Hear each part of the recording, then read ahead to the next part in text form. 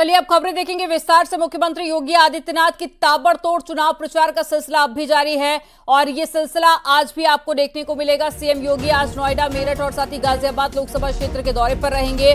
नोएडा लोकसभा क्षेत्र के सिकंदराबाद, मेरठ के किठौर और साथ ही गाजियाबाद के पिलखुआ में रैली को संबोधित करेंगे। बुलंदशहर में सीएम योगी दोपहर 12:50 पर सिकंदराबाद में जनसभा को संबोधित करेंगे। मेरठ के किठौर में सीएम योगी जनसभा करेंगे दोपहर 2:20 पर और सिसोले इंटर कॉलेज में ये जनसभा होगी। हापुड़ में सीएम योगी आदित्यनाथ पहुंचेंगे। गाजियाबाद लोकसभा क्षेत्र के तहत आने वाली हापुड़ जिले की पिलखुआ के रामलीला ग्राउंड में दोपहर 3:45 पर जनसभा होगी, जिसको मुख्यमंत्री संबोधित करेंगे। इससे पहले मुख्यमंत्री योगी आदित्यनाथ सुबह 10 बजे गोरक्षनाथ मंदिर गेट पर मौजूद हनुमान मंदिर के कार्यक्रम में शिरकत करेंगे।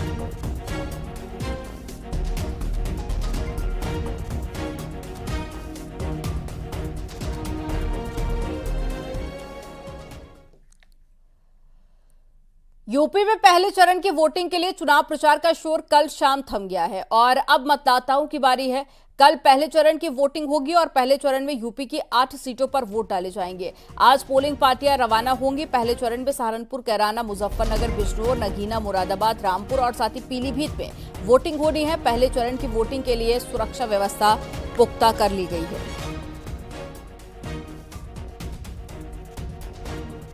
तो कल फर्स्ट फेज के लिए इलेक्शन होने हैं, जिसको लेकर तैयारियां पूरी कर ली गई हैं और ऐसे में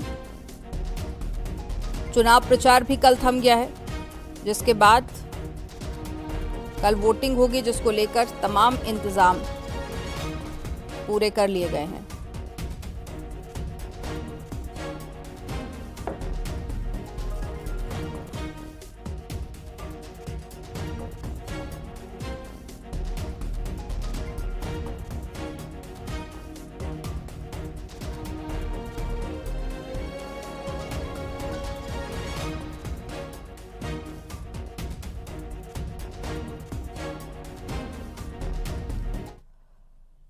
पहले चरण के लिए चुनाव प्रचार का शोर थम चुका है। यूपी की 8 और उत्तराखंड की सभी 5 सीटों पर वोटिंग में बस कुछ घंटों का वक्त बचा है। ऐसे में चुनाव प्रचार के आखिरी पल की जो तस्वीरें विपक्ष दल के से सामने आई हैं, वो जनता का दिल जीतने के लिए काफी नहीं है, क्योंकि चुनावी मंच से बीजेपी ने जो मुद्दे उठाए उसे भुनाने में विपक्ष नाकाम रहा। तो पहले ये समझते हैं कि पहले चरण में यूपी की 8 सीटों पर किन किन मुद्दों पर वोटिंग होनी है। रिपोर्ट आपको दिखाते हैं।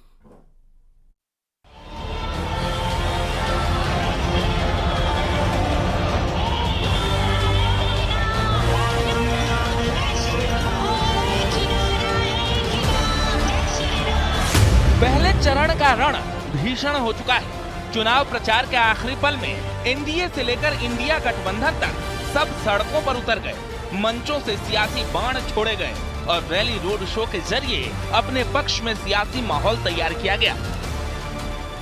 याद रखा अवेरी माता बहनों, अबारी याद रखा हमारे अनिल बलूनी के मुंड पे ताज रखा। ताली मारो, इतना अच्छा गाना गाया मैंने। इनकी गलत आर्थिक नीतियों की वजह से देश की अर्थव्यवस्था पर भी इसका काफी बुरा प्रभाव पड़ रहा है।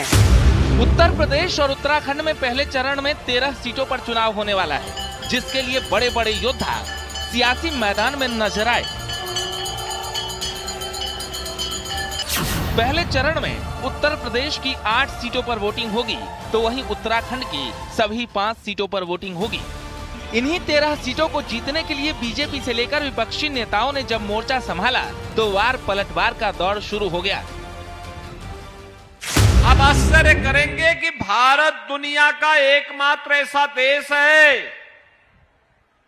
जहां पर हमारे आराध्य को अपनी जन्मभूमि के लिए भी प्रमाण देना पड़ा।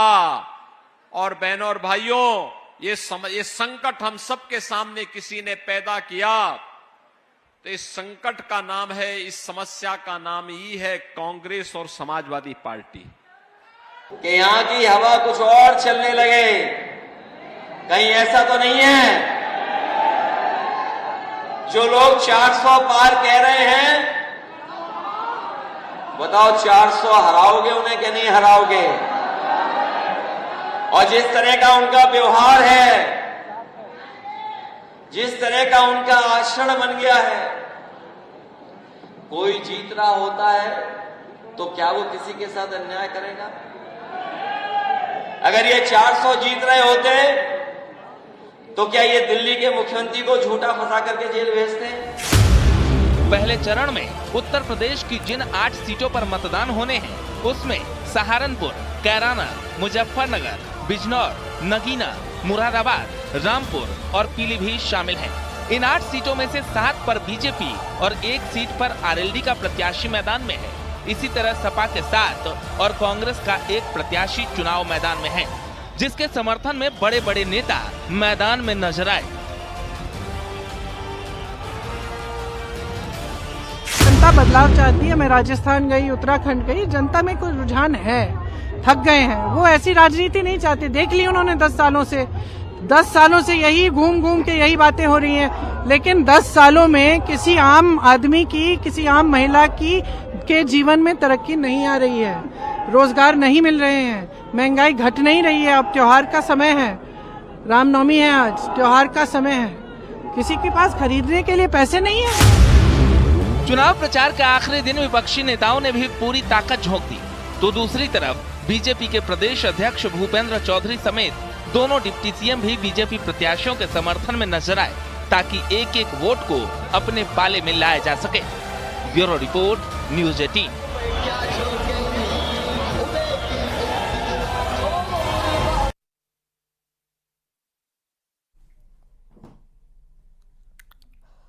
तो वहीं अकेले दम पर चुनाव लड़ रही बीएसपी भी 24 में 2019 से बेहतर परिणाम की उम्मीद में है।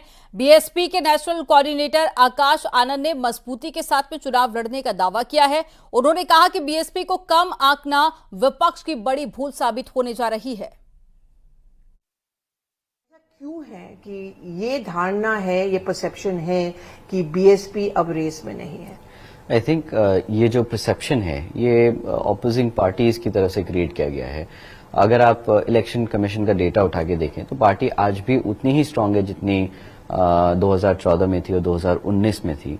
आई थिंक ये जो दुश्मन है ना, अपने सबसे मजबूत ओपोनेंट को ही पकड़ के उसको बार बार पुश करता है, क्योंकि उसे उसी से डर लगता है। एंड आई थिंक वही चीज हमें बार बार देखने को मिल रही है कि बाकी सब पे इतना अटैक नहीं होगा जितना बीएसपी को अंडरमाइन करने की कोशिश की जाएगी। और आज से चौथे चरण के लिए नामांकन की प्रक्रिया शुरू होगी। चौथे चरण में 13 सीटों पर 13 मई को वोट डाले जाएंगे। इस चरण में यूपी के 13 सीटों पर वोट डाले जाएंगे और इस चरण में जिन सीटों पर वोट डाले जाएंगे वो है शाहजहांपुर, लखीमपुर खीरी, सीतापुर, मिश्रिक, फर्रुखाबाद, इटावा, कानपुर, बहराइच, धौरहरा, हरदोई, उन्नाव, कन्नौज और साथ ही अकबरपुर। इन चरण में कई वीवीआईपी उम्मीदवारों की किस्मत भी दांव पर लगी हुई है। कन्नौज सीट पर अभी तक एसपी ने उम्मीदवार नहीं उतारा है। 25 अप्रैल तक नामांकन हो सकेंगे।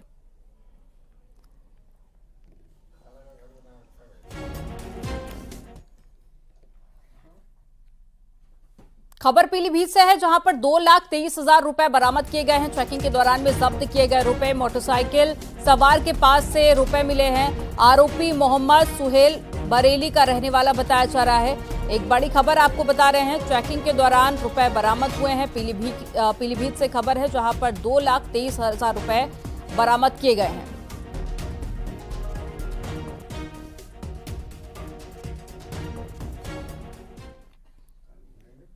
यूपी में विपक्षी गठबंधन की पहली संयुक्त रैली घोषित कर दी गई है और अखिलेश यादव और साथी राहुल गांधी 20 अप्रैल को अमरोहा में संयुक्त जनसभा करेंगे।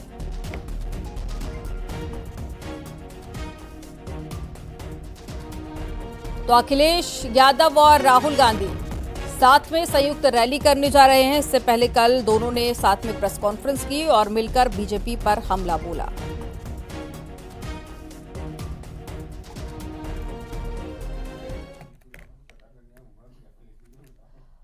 अमेठी में केंद्रीय मंत्री स्मृति ईरानी ने राहुल गांधी पर बड़ा हमला बोला है। उन्होंने राहुल गांधी को सनातन विरोधी बताया। उन्होंने कहा कि राहुल गांधी ने प्राण प्रतिष्ठा का न्योता ठुकरा दिया था। 26 अप्रैल के बाद में जब राहुल अमेठी आएंगे तो धर्म और जाति के नाम पर वोट नाम पर बांटने की कोशिश करेंगे। और क्या कुछ कहा वो भी आपको बताते हैं। कि 26 तारीख के बाद राहुल गांधी यहाँ आएंगे।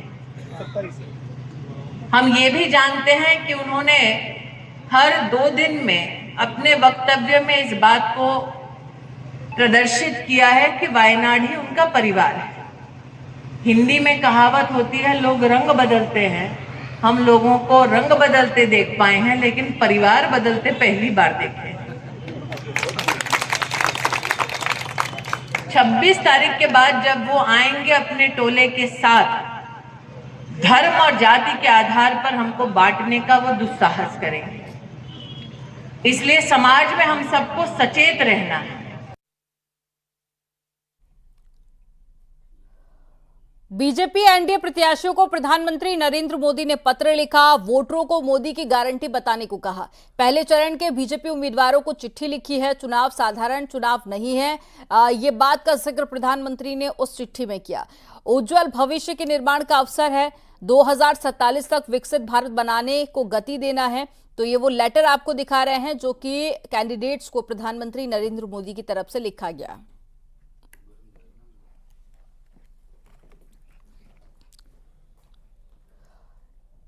प्रधानमंत्री नरेंद्र मोदी 19 अप्रैल को अमरोहा के चुनावी दौरे पर रहेंगे। प्रधानमंत्री मोदी यहां पर गजरौला में चुनावी जनसभा को संबोधित करेंगे। इसको अमरोहा प्रशासन तैयारियों में जुटा हुआ है। इसको लेकर सभा स्थल के पास में बने हेलीपैड का निरीक्षण भी किया गया और प्रधानमंत्री के आगमन को लेकर जिले में अलर्ट जारी किया गया और जनसभा स्थल पर भारी फोर्स के साथ में तमाम अधिकारी भी मौजूद हैं।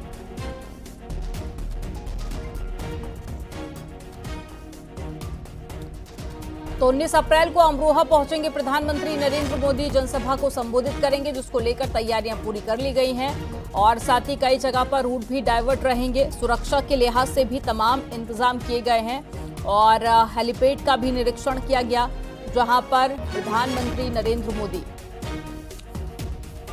का जो विमान है वो उतरेगा।